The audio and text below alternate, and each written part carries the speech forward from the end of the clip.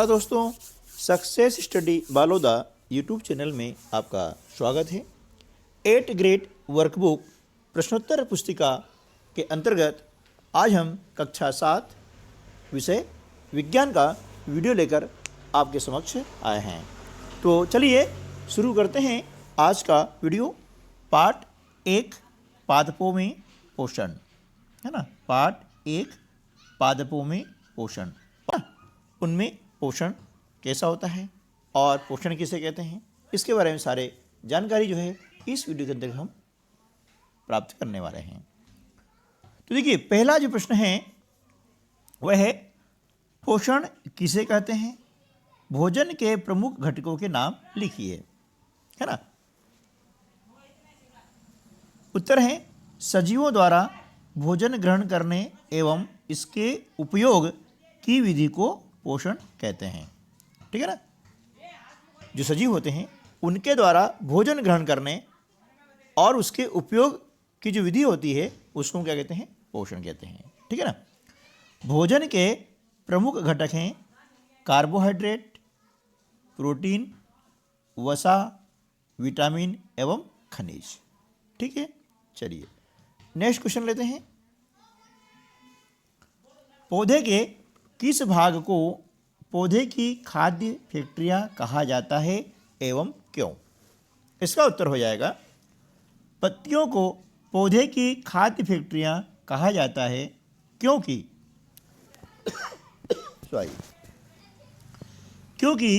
हरी पत्तियों के द्वारा ही पादप के लिए भोजन बनाने की प्रक्रिया संपन्न होती है ना। जो हरी पत्तियां होती है वही प्रकाश संश्लेषण के माध्यम से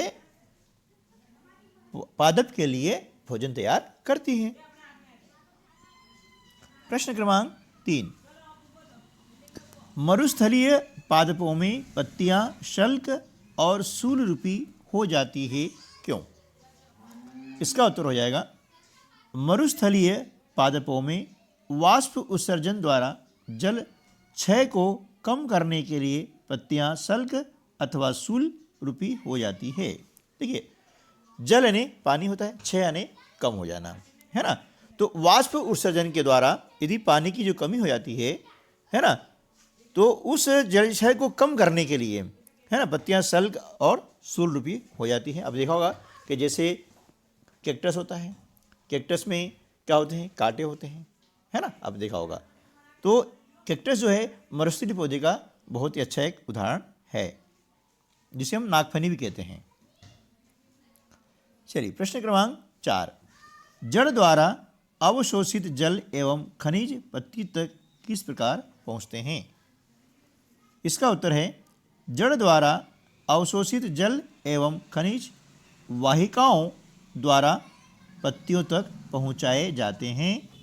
ये वाहिकाएं नली के समान होती हैं तथा जड़, तना, शाखाओं एवं पत्तियों तक फैली हुई होती है, ठीक है ना। तो इन वाहिकाओं के द्वारा जो है अवशोषित जल जो होता है, खनिज पदार्थ होता है, वह जड़ के माध्यम से पौधे के अन्य भागों तक पहुंचाया जाता है।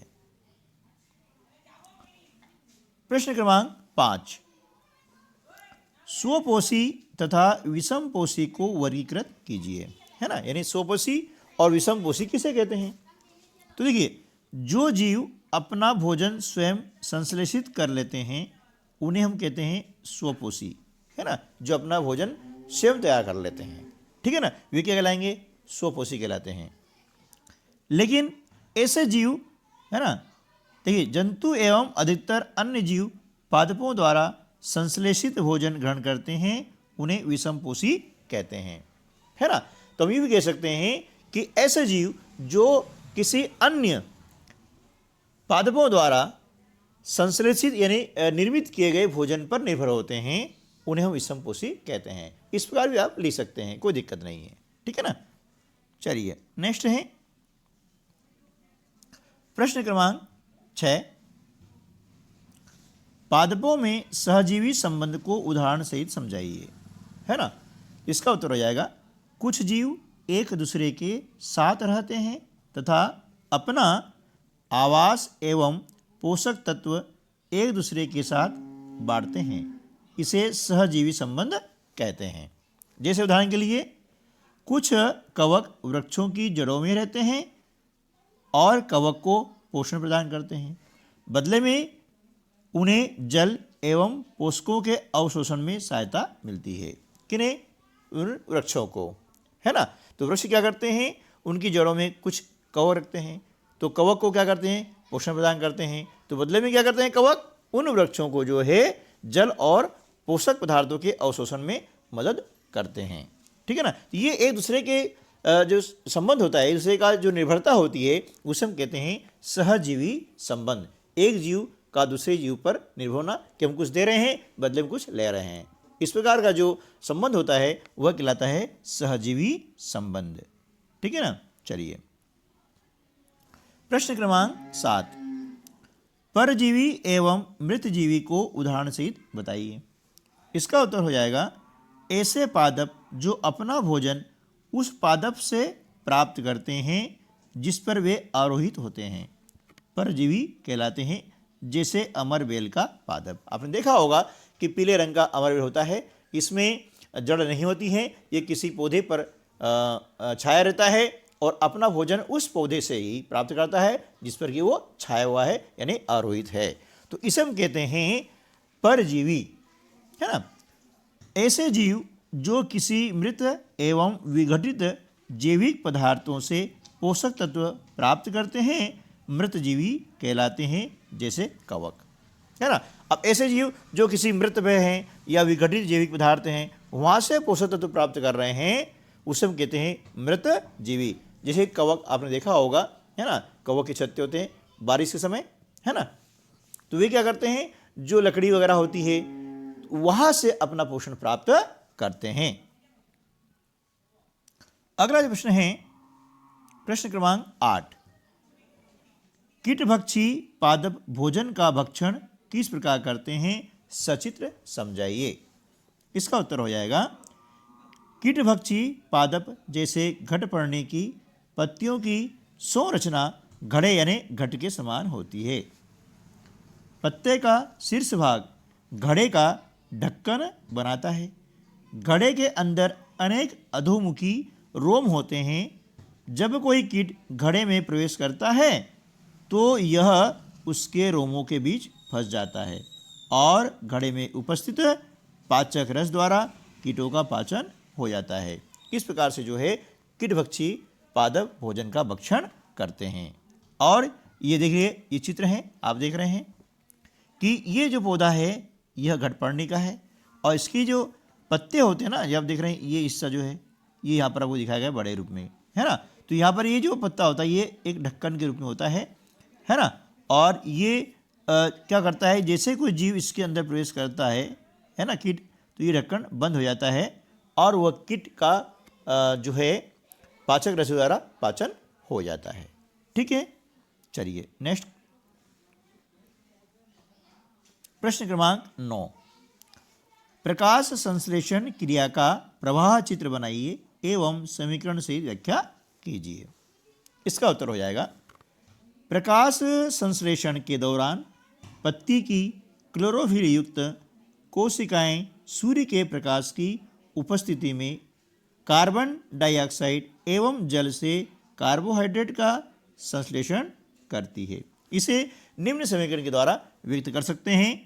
देखिए, कार्बन डाइऑक्साइड प्लस जल दोनों मिलकर के सूर्य के प्रकाश और क्लोरोफिल की उपस्थिति में कार्बोहाइड्रेट और ऑक्सीजन बनाते हैं और ऑक्सीजन इस प्रक्रिया में क्या होता है, ऑक्सीजन निर्मुक्त होती है ना। ये चिन्ह आप देख रहे हैं ना, ये जो है निर्मुक्त होने का है, यानी ऑक्सीजन गैस निकलती है, ठीक है ना।